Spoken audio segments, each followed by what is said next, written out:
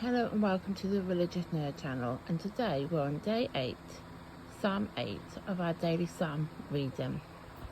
We are reading from the ESV translation, and as you can see we're on Psalm 8.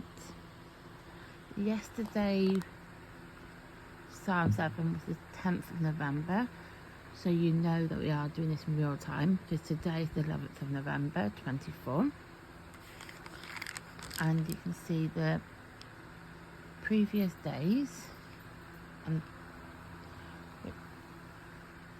they can be found in the playlist below, and you're more than welcome to watch them at any point. And I always say to people that if you want to start on Psalm 1, you don't have to be doing it in order with us. You can make a start at that now, or if you want to do it in real time with us, you can start on Psalm 8. You can start on any of these Psalms at any point. Just because there's a date on it doesn't mean that you can't do it in your time and in how you want to do it. It's what you feel comfortable. And the disclaimer we always have is 1, it's unedited, and 2, I will stump upon my words. And if you hear a bell, that is my parents' dog. He's just running around at the moment. But if you hear that, it's just my parents' dog.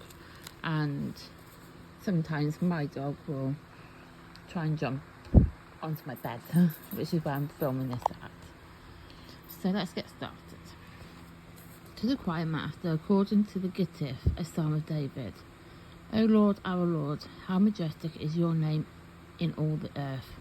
You have set your glory above the heavens. Out of the mouth of babies and infants you have established strength because of your foes, to still the enemy and the avengers. When I look at your heavens, the work of your fingers, the moon and the stars, which you have set in place.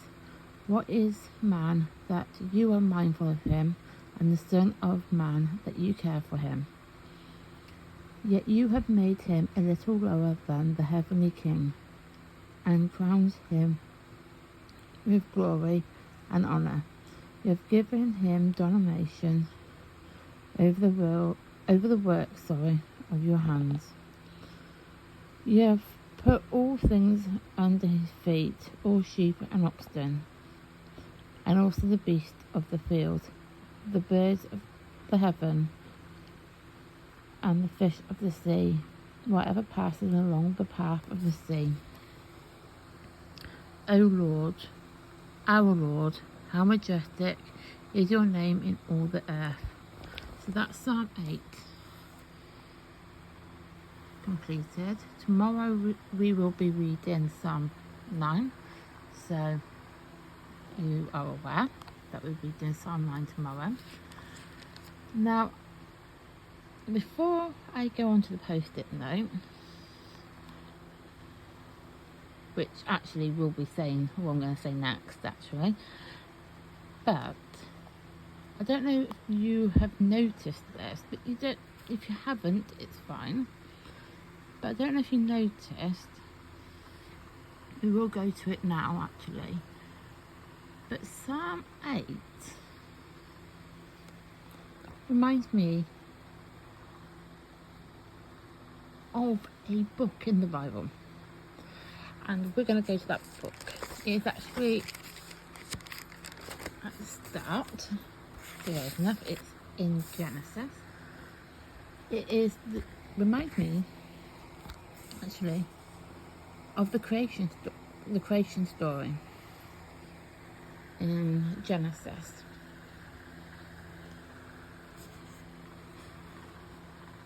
It definitely reminds me of Genesis, especially the first, I would say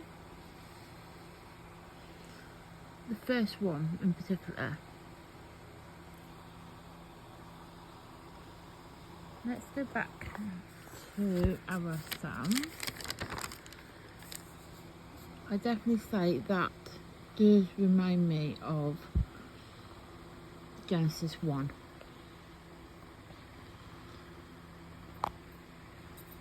If I wasn't going to tell you that, as in what I'm going to tell you next, if I'd read that, I would have thought to myself, that reminds me of Genesis 1. So the post-it note does actually tell you that, surprisingly.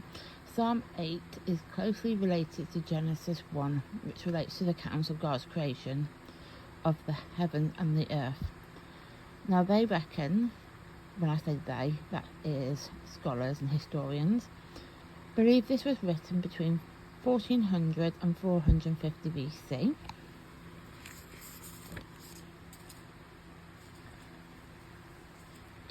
And also it says here that I've written that Psalm 8 teaches us that every human being is precious to God. So when you're reading it does talk about how, especially at the top, in the verse, in 1 and 2, O Lord, our Lord, how majestic is your name in all the earth. You have set your glory above the heavens. Out of the mouth of babies and infants you establish strength because of your foes, to restore the enemy and avenger. That in itself is saying that about how precious human beings are to God.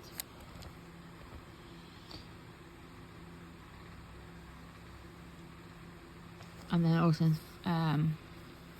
4, what is the man that you're mindful of him, and the son of man you care for him? I mean, there's a lot of different types of verses in here that would definitely suggest that this is very much a different telling, so to say, of Genesis 1. Even though I wouldn't, it's a different telling of it, but it definitely relates to it. Definitely relates to Psalm 8. Definitely would relate to Genesis 1. And what I'm going to say, you will find a lot of the stories in the Bible do closely link to each other. And even though they might not be next to each other in the Bible, they basically group them into like law, history, wisdom. They group them into groups of each other. So even though the stories can tell a similar story, they do like to tell them, they like to put the books together, so they're kind of grouped together in a genre, even if they do tell a story in one genre and then another genre tells you another story.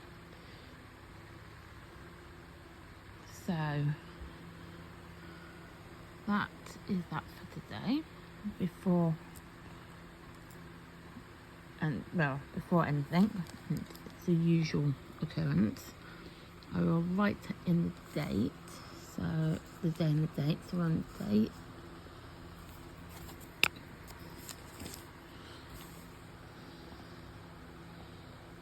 day 11, and on the 11th of the 11th, oh this is, no, not day 11, day 9, no, 8, I would actually write that out, it's day 8, and it's the 11th, I was going to say that's far too many 11s for November.